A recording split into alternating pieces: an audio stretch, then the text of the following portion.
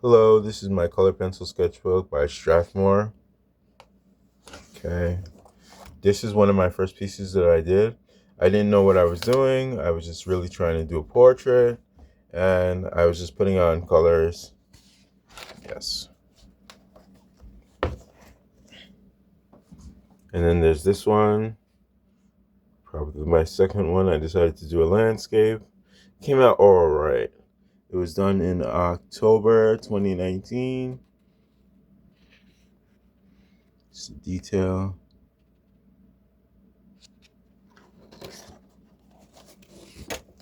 And then this one, I was trying to get more colorful. It didn't work out the way I expected it to, but it was a starting point, right? So it got me to look up videos on YouTube on how to use color pencils. So after that, I was able to do this one and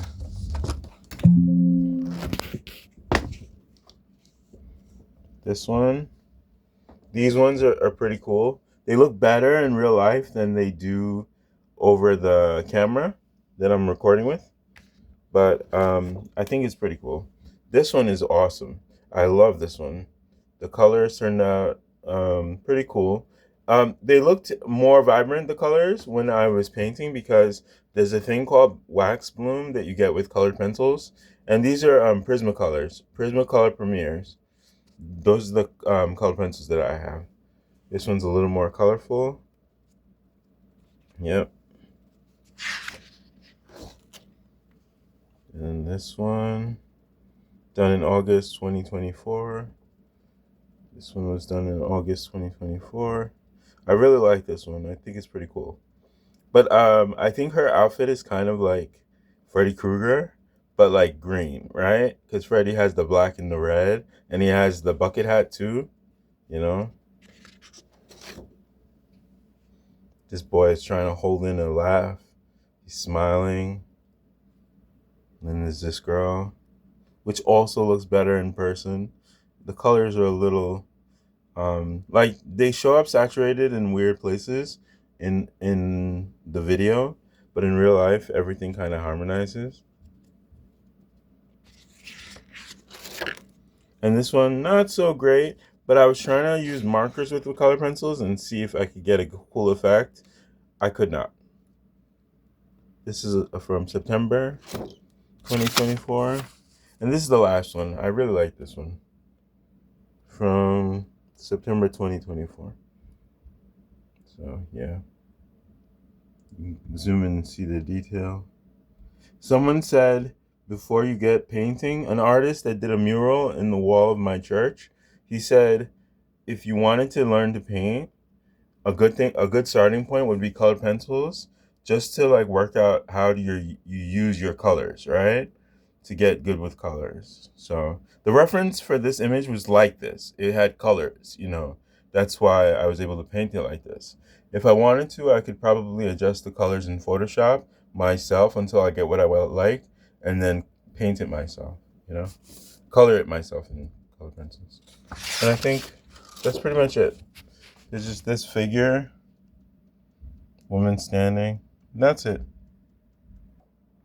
Hey, this is my gouache sketchbook by Stillman Burn. Okay.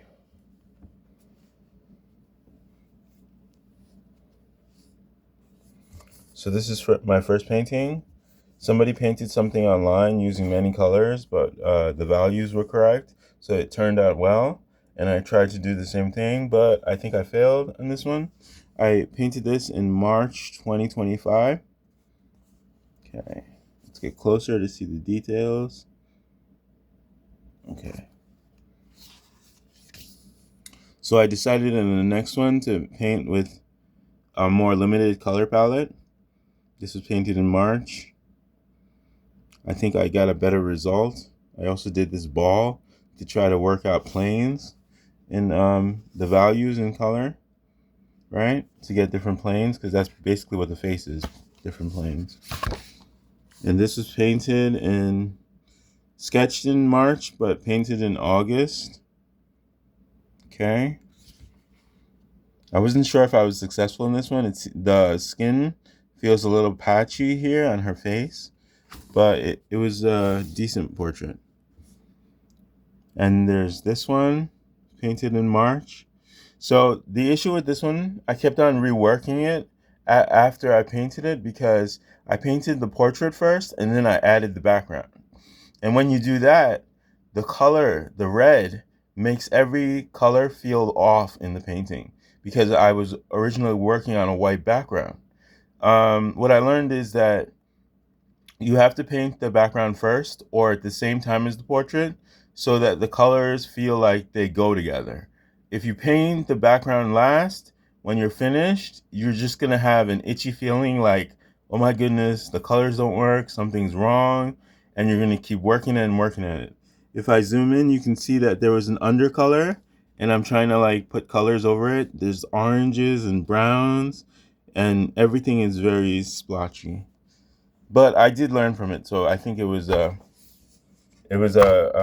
learning experience. And then there's this one. I tried to work on the planes more. I like the way the hair is, the braids. I think this is a pretty cool painting.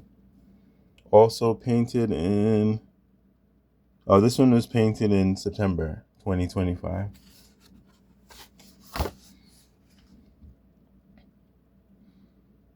And this one, I was trying to work out the planes, trying to make a smooth transition with values and color. And it's not perfect, but I do like the way it turned out. Okay. And this one, I don't like the way it turned out, but I did learn a few different things, you know? Yeah. And then there's this one. It's a little blocky, a little patchy. The white that I used makes it a little pasty, some of the colors, like in her forehead here. But yeah, I think it's pretty cool. The braids and everything, and the different planes on her face. This one, yeah, it was okay. This is not my best work, but I learned a lot. And this is my favorite painting in the whole entire book. I love the way I did her hair, and I was able to get the colors closer together to create like a rounded form in her face. So I really like this one. And this was painted when, oh, I didn't, oh, okay. The date is here, September 2025. If we get closer, you can see more detail. Okay. And this one, painted September 2025, reminds me of Rumi from K-pop Demon Hunters, because her hair is in braids and it's purple. But I wasn't going for that when I created this. It just so happens I didn't want to use black. I chose purple instead, and this is how it turned out. I really like this one. This mark on the side of her face, this line going up and down, is supposed to be more subtle, and I think I was too heavy-handed with it, but it still turned out pretty well, you know? And this girl smiling, I wanted to get the values closer together, much closer together, and this is how it turned out. I think this transparent part right here, I added a bit more water than the other parts. This is either, I think it's a mixture of like a burnt sienna, right? So it's like the only color I really use for the face, the skin, is burnt sienna. And yeah, I just made it a little more dilute or added a little bit more white. And I got the values closer together. She looks very orange, but I think it's a very cool portrait, and I really like it. Let's get a little closer so you can see the details. Okay.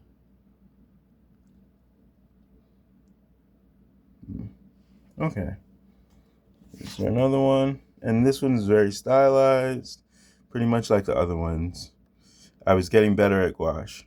And I had to stop because this is the last one I painted in September 2029, because I usually clean my materials outside and it started getting cold, and you don't want to pour your gouache or your painting down the drain.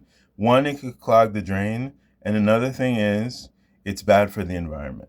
If it goes out into the bay, the fish, the aquatic wildlife have a hard time with people pouring paint. I know my white is titanium, and that's not good for them. It's not good for us either. That's why I wear gloves when I'm painting. So yeah, so that's pretty much it. Thanks for watching, you guys. This will probably be the next one I paint when I get back into it in the summertime. Yeah. Okay. Thanks for watching.